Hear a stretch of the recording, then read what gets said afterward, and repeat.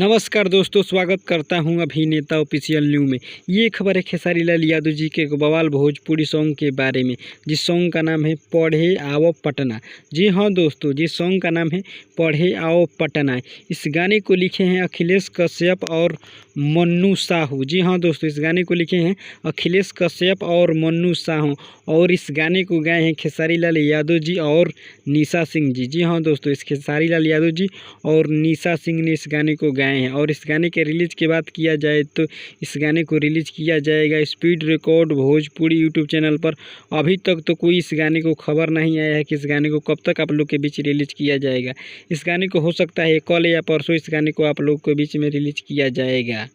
जैसा ही कोई confirm release date आता है इस गाने को लेकर तो अलग से वीडियो बनाकर ज़रूर बता दूंगा, नहीं तो नीचे कमेंट बॉक्स में पिन कर दूंगा।